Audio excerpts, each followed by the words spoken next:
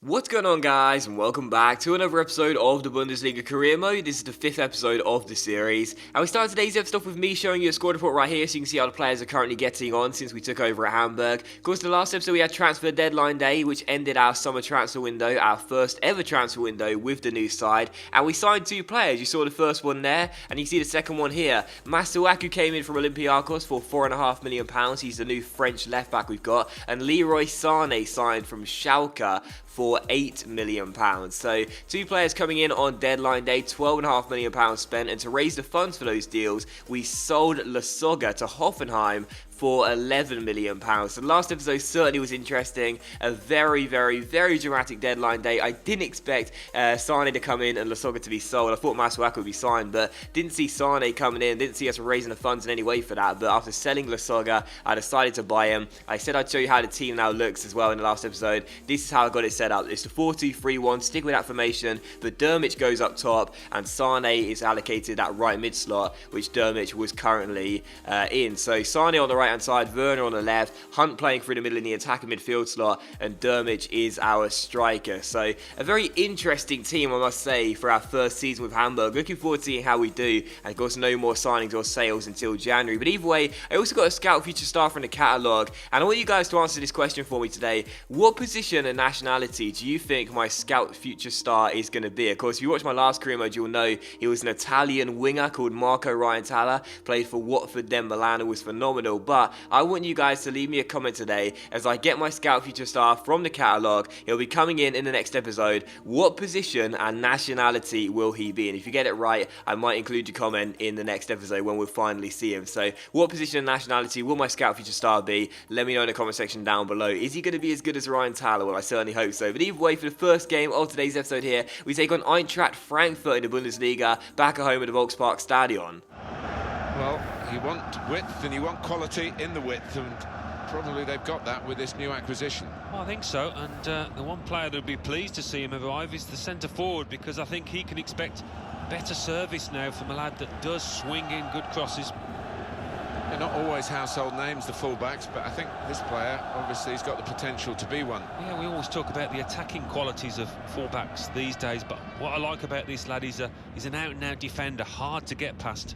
And pre-game, Martin Tyler and Alan Smith discussed our 2 new signings, making their debuts here after coming in on deadline day. Leroy Sané is going to wear the number 17, playing right midfield, and Masuaku will wear number 33, playing left back for us. So taking on Eintracht Frankfurt here at the Volkspark Stadion. Of course, our last game was the 1-0 victory away from home against FC Cologne. Taking on Eintracht Frankfurt here. Right now, Eintracht Frankfurt are sitting in the relegation zone in 17th place. Last season, they did finish in 9th place, so a bit of a different season from last in real life. But in the game, taking them on here, I was hopeful of making it back-to-back wins for the first time this season with Hamburg. First chance fell to us, Leroy Sané's shot going just wide the post of mine for a goal kick, and then in the 19th minute here, another chance for us as Yannick Gerhardt gets on the ball, finds Masuaku making his debut, great through ball inside to Lewis Holtby, but he slips while taking the shot and puts it wide the post and behind for a goal kick. So half-time it was still 0-0, a pretty slow first half, us having the only 2 chances of the game really, but it was still goalless. But in the second half, tried to up the tempo right from the beginning, just 2 minutes into it. Diekmeyer's crossfield pass deflected off Holtby and found Timo Werner, who cut inside to shoot. There was a good save by Haradike, who turned it behind for a corner, so still goalless. And from another corner 7 minutes later, we had a corner which was swung into the centre. The header was won, but again Haradike made the save, and Eintracht Frankfurt got the ball clear. So the goalkeeper with 2 big saves there, it was still 0-0. And with 12 minutes to go, one of the final chances fell here. Leroy Sané went on the run down the left-hand side here, cut past his man with the reverse step over,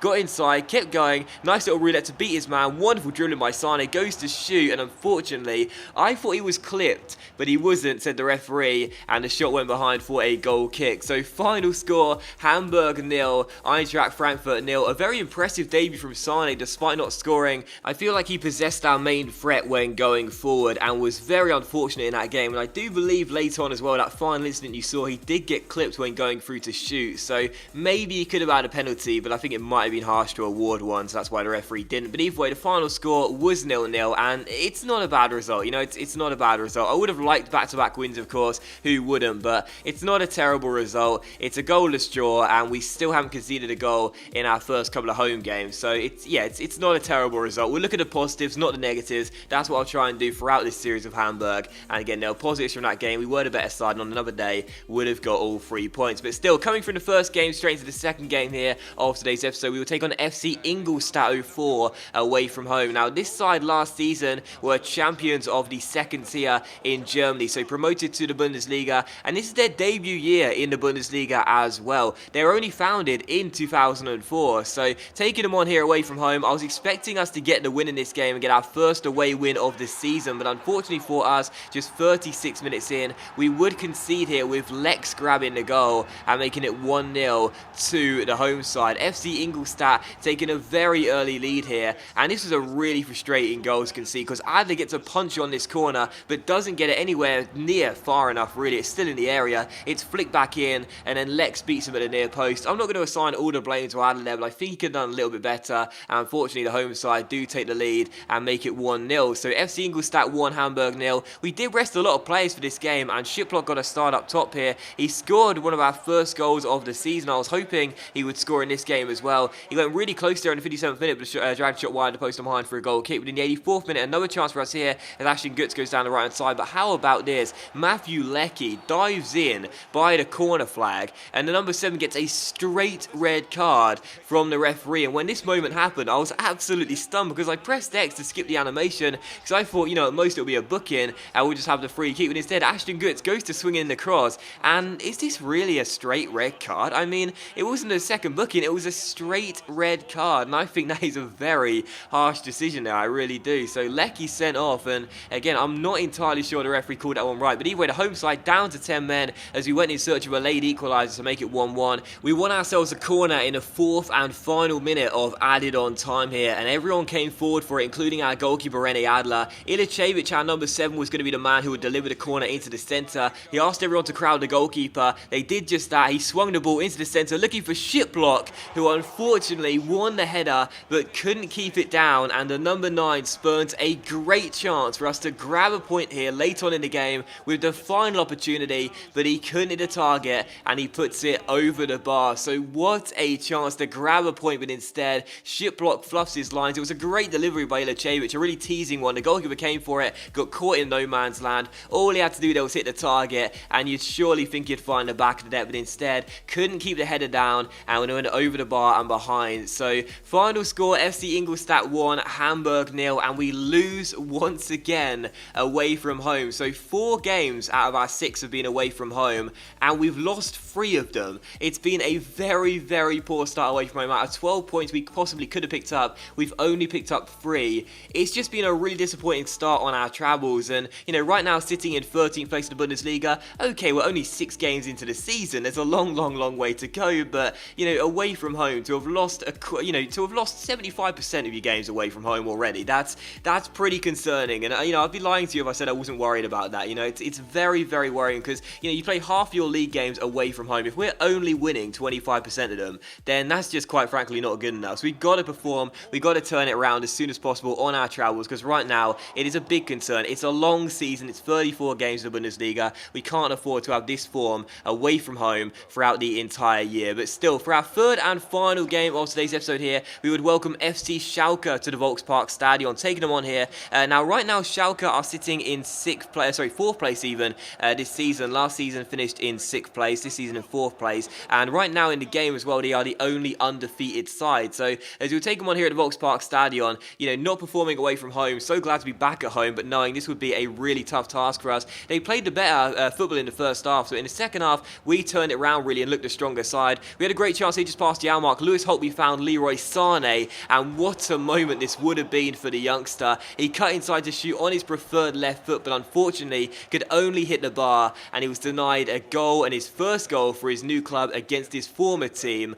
by the crossbar. So Leroy Sané, desperate to score against his former club, so unlucky there, but it was still 0-0. But a couple minutes later, he had another great chance here, cutting in from the right and going through to shoot on his preferred left foot. Unfortunately, this time, though, he wasn't denied by the crossbar, but by Farman, the goalkeeper, who denied his former teammate there with a great save and kept it at 0-0. 1-0, and unfortunately in this game we come up against a goalkeeper who was in inspired form. The away goalkeeper made some fantastic saves for his side, keeping the score scoreless, keeping it 0-0 and keeping his side as things stood with the chance of going home with a point. So it was still goalless, but the final chance fell to us here in the 89th minute, and how about this? With the game on the line against FC Ingolstadt, he couldn't convert the header that would have given us a point, but in this game, with a minute to spare, the number 9 Shiplock comes off the bench and wins us the game here at the Volkspark Stadion. So it's redemption for our number 9. No surprise the teammates go and celebrate with him. What a magical moment here at home for Shiplock. He had the greatest chance to equalise for us with the final chance in the last game against FC Ingolstadt. He won the header from the corner,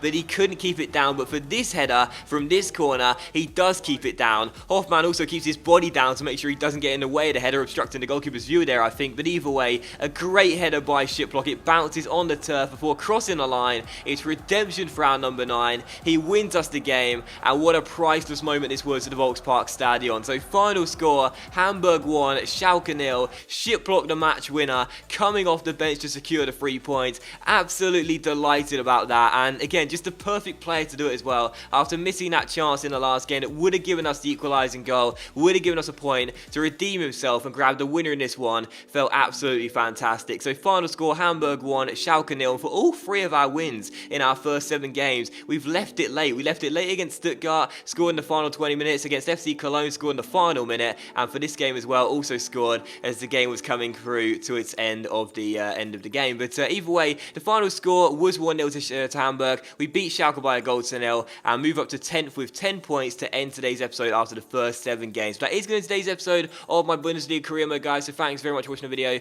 Really hope you have enjoyed it. If you enjoyed today's episode, then please do consider leaving likes. That's of course much appreciated, and really help the channel grow as well. Don't miss the next episode. Our Scout Future Star is going to arrive, and I'll see you for that one very soon.